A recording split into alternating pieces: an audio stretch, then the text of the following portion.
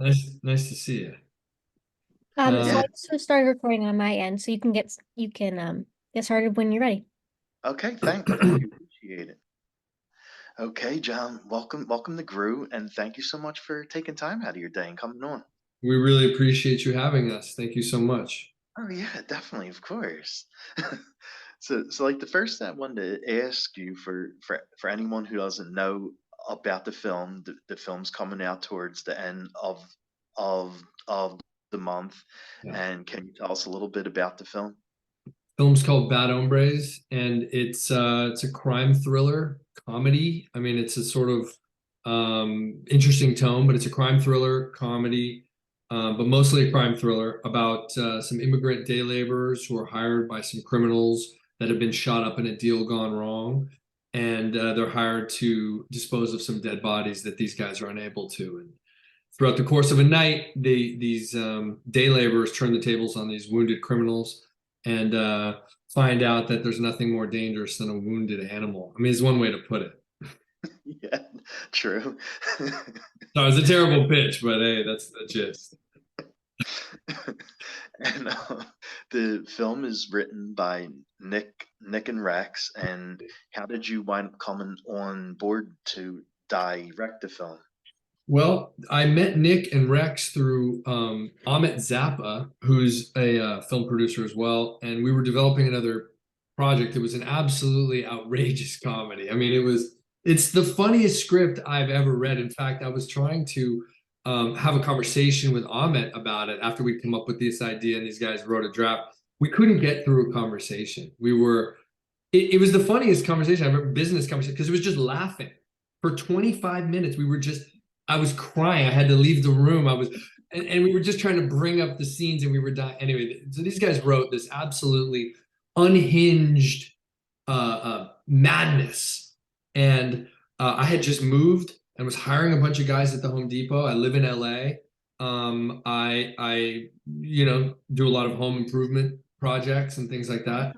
And I was driving by the Home Depot, and the car got mobbed with guys who were trying to get some work, and ended up hiring a few guys, and they came to my house to do some stuff, and we were working on some fencing or something. And I remember just thinking to myself, they have no idea who I am. These guys are just hopping in my car. I could be a total psycho, I uh, know, right? murderer, and they don't even like. I could, what if I had a gun? And so the idea popped in my head. I immediately called those guys because it was sort of, when you're moving. I was kind of in the process of moving. I was kind of like lost my mind. So Oh yeah. kind of a wild take on that. And I called those guys up because they'd written such a wild screenplay. Um, and the name is escaping me. But anyway, I called them up and I pitched them the idea. They wanted to do it. Long story short, we got about 75 bowls of ramen soup like over the course of several drafts, and ended up with, I don't, it was the weirdest thing with ramen soup in this movie. It's not in the movie, but it was created by ramen soup. It was we every time we ate ramen soup, and we would rewrite the script and work on it. I mean, occasional pizza, but ramen soup. And then when we were shooting in Las Cruces, New Mexico, the only restaurant was a ramen soup place. Oh So my the God, whole crew would really? just meet up at this ramen soup place. And then we premiered it in Mammoth, where we won the grand jury prize. And we were eating with the actors at a ramen soup. And I was like, what the fuck is this ramen soup? I like ramen soup, but I mean, like, anyway, so that's how I came up with it. These guys, funny idea, interesting idea, provocative idea, Yeah. real, um, misanthropic. There's a kind of grittiness to the idea that's kind of a little bit of a third rail, which is attractive.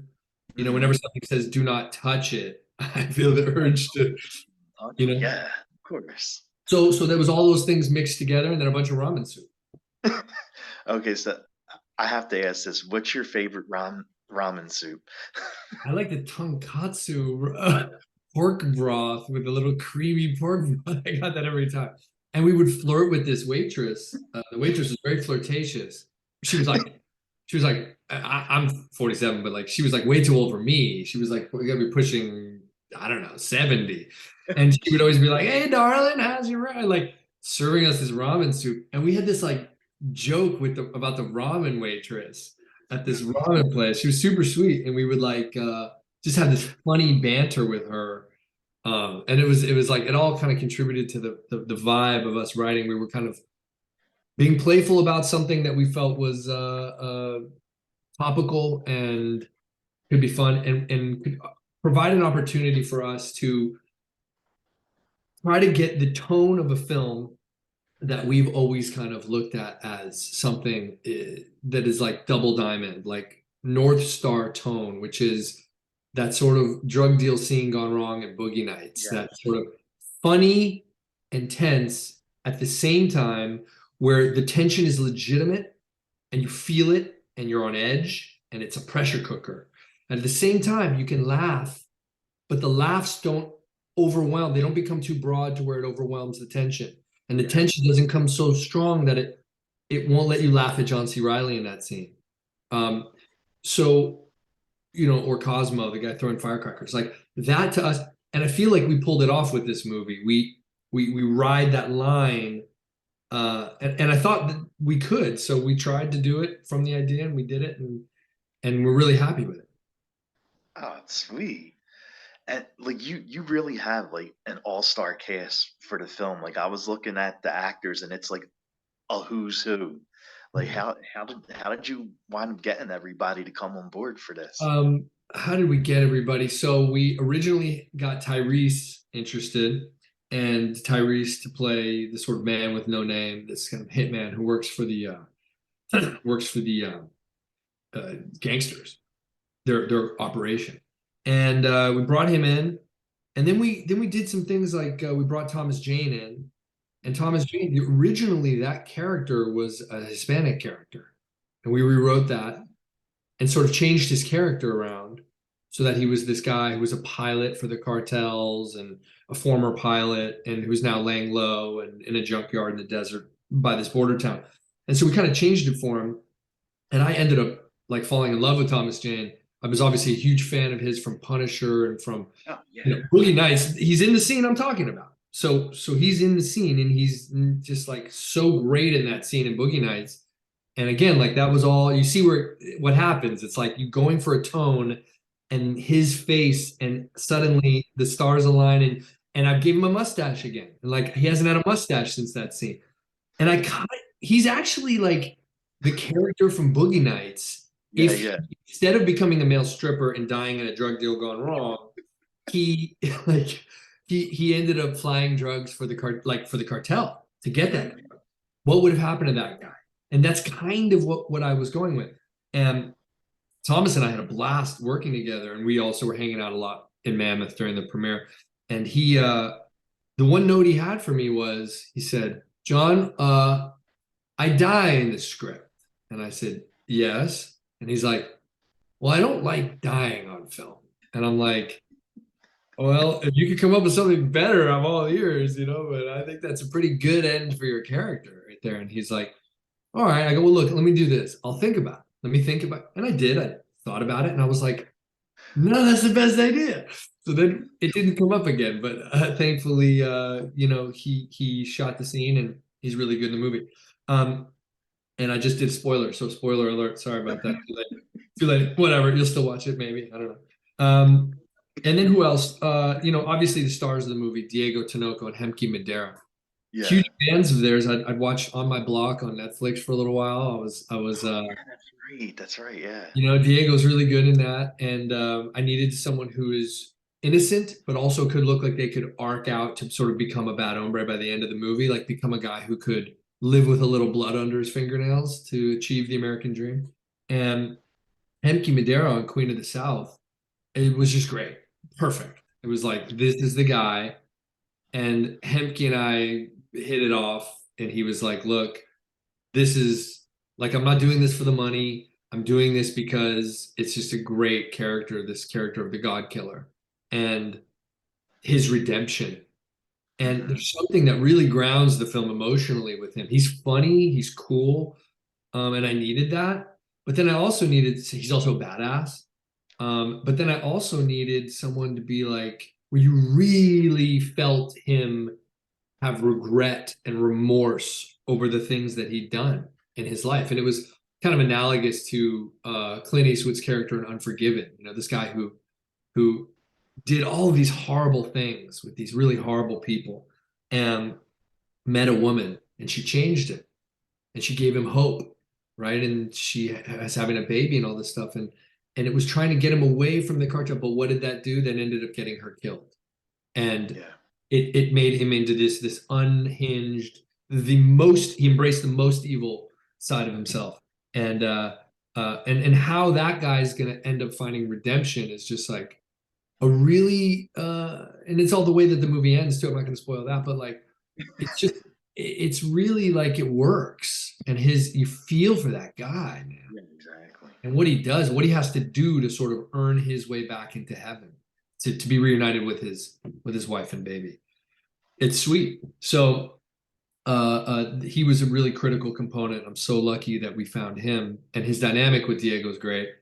And Luke Hemsworth, I've worked with on Crypto, film that we did with Kurt Russell. He played one of Kurt Russell's sons, and he's great in Crypto. He's very dramatic. He's a guy, soldier with PTSD. And so this one, he plays Donnie Boy, and he's supposed to be this unhinged psychopath, criminal. And we were going to do it, and he was down to do it. And then he screened a movie of his called Bosch and Rocket at the Samaseni Bungalow here in LA. I went to go see it. He had this like star-studded screening, and we watched it. And in the film, he's speaking. It takes place in Australia. He's speaking in his Australian natural accent. He's a very funny, playful guy, and totally opposite to the character he played in Crypto. And so he's going, yeah, what's and he's doing this whole Australian thing, and I was just laughing, man. It was so funny. And I come out of the screening, and he's in a suit and everything. And I go, hey, man. And I gave him a hug, and I said, Donnie's Australian. And he looked at me like, what? No, it's like, he's talking about being American. It's about red, white, blue. He's the most. And I said, yeah, the convert becomes the zealot. He's like a transplant from Australia. He's the most American guy. He loves America. And he was like, wow, that's actually pretty interesting. And then he thought about that, and that's how Donnie became created. And then my friend Paul Johansson, this is actually the third film I've done with him, plays Steve, his partner, Uncle Steve. And Paul is just, I think, fantastic actor. I don't think it, I know it. He's underrated. He's done a ton of TV work, ton of film work. He plays the guy in Crypto at the bar, if you've ever seen it, who gives our lead character, played by Bo Knapp, a hard time. And in this film, he plays this great character, Uncle Steve, this psychopath, terrifying character, and ridiculous too at the same time. And then he's also in my film Muzzle, where he plays the internal affairs cop who like really grinds Aaron Eckhart. So we were talking about doing another film together. So he's fantastic, and it was so exciting to see him play this character and really come to life. And obviously the cherry on top was Nick Cassavetes, and he came in at the last minute and said he would do it. I'd never met Nick before, but I feel like he's like in a strange way, like a brother of mine, because he came in after I had the worst day ever, and he came in and he had his laptop open. He goes, I wouldn't say this fucking it's like he gave me this big hug in the hotel lobby. And he's a big guy, Nick. He's like 6'6". He's huge. And he goes, hey, Stalls. Like, we were already like buddies. We'd spoken on the phone a couple of times. And he says, I would never say this fucking way, because that's fake. That's bullshit. But I would say this. And that's just jokey bullshit. But I wouldn't say that. But I would say this. What if I said, okay, here's what I do. Okay, so I go in, and he starts like doing dialogue like to me. And I was like literally like exhausted, hadn't slept in 20 hours. Someone gave me a beer, and I drank a beer. And Nick like acted out the scene for me. And I just said, it's great. Do whatever you want. It's awesome. And it was, because he's a great writer and a great filmmaker himself. And shooting that stuff with him was just so cool, because between takes, we were just talking about movie making and process. And we were both talking to the young actors and Diego and explaining to him, like, his point of view about filmmaking and acting, my point of view, his father's point of view, obviously John Cassavetes, and his perspective, and famous kind of anecdotes, and Marlon Brando. And it was just like, it brought this like great vibe to our set. And I remember when he walked on the set, he said to me, he goes, you run a good set, Stalls. You run a good set. You run a very cool set. It was an incredible compliment to me. And so lucky with this great cast, and everyone is really, really good in the movie. Nice. Well, thank thank you so much for coming on. Like I really appreciate it, and I know the film don't come out to the end of the month, so looking forward to seeing how the fans act towards the films. Yeah, So it comes thank out you. January 26th. January 26th, and yeah, really excited to see people react to this film. I'm so happy to meet you and be able to talk about the movie wildly on your program. So thank you, Rocco. Definitely, yes. Appreciate you.